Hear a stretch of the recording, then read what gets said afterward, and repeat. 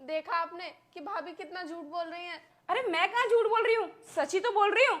अब मैंने तुमसे पढ़ाई के लिए बोल दिया तो मैं झूठी हो गई? मैं बोला तुमसे झूठ क्यों बोलूंगी? देखो अनुष्का, तुम्हें ना ज्यादा ओवर स्मार्ट बन के दिखाने की कोई जरूरत नहीं है, क्योंकि मैंने ना तुम्हारी सच्चाई देख ली है और अपने कानों से सब कुछ सुन लिया है। तुम क्या सोच रही हो कि जो तुम अभी मेरे भाई बहन के साथ में कर रही थी उसके बारे में मुझे कुछ भी पता नहीं है? अरे मेरे भाई बहन ने ना मुझे फोन करके पहले ही बता दिया था कि मेरे यहाँ पर ना रहने पर तुम इनके साथ में कितना अत्याचार करती हो, इनसे घर के सारे काम करवाती हो, और अभी इनके बोर्ड के एग्जाम होने वाले हैं तो तुम इनसे बोल रही थी कि ये घर के सारे काम करें। अरे मैं क्यों इनसे काम करवाऊंगी?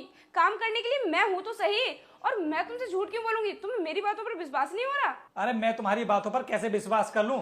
जब तुम इनसे ये सब बोल रही थी ना तो मैं गेट के बाहर खड़े होकर के तुम्हारी सारी बातें सुन रहा था, इसलिए ज्यादा ओवर स्मार्ट बनकर दिखाने की जरूरत नहीं है। क्या तुम गेट पर खड़े थे? हाँ, गेट पर खड़ा था मैं, और बॉर्डर से आने से पहले भी ना मैंने तुम्हें इसीलिए नहीं बताया था जिससे कि तुमको पता ना लग जाए कि मैं घर के लिए आ रहा हूं, और मैं अपनी आंखों से खुद देख सकूं कि तुम मेरे भाई बहन के साथ में कैसा व्यवहार करती हो। और आज मैंने सब कुछ देख भी लिया है। और अनुष्का, मैंने तुमसे कहा था ना कि मेरे घर ना रहने पर तुम मेरे भाई बहन का अच्छे से ध्यान रखना, क्योंकि हमारे माँ बाप हमें बचपन में छोड़कर चले गए थे।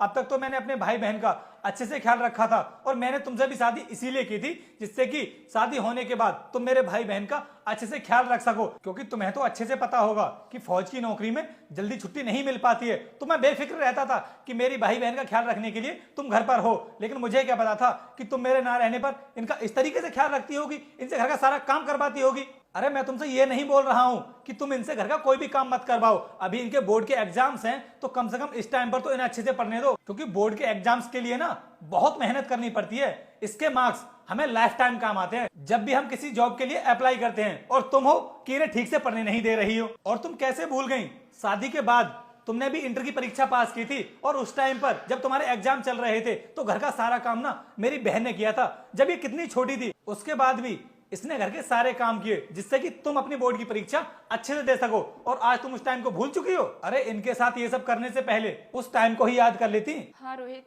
तुम बिल्कुल सही कह रहे हो। मैं भूल गई थी उस टाइम के लिए। उस टाइम पर दीदी ने मेरा कितना साथ दिया था, मुझे घर का कोई भी काम नहीं करने दिया था।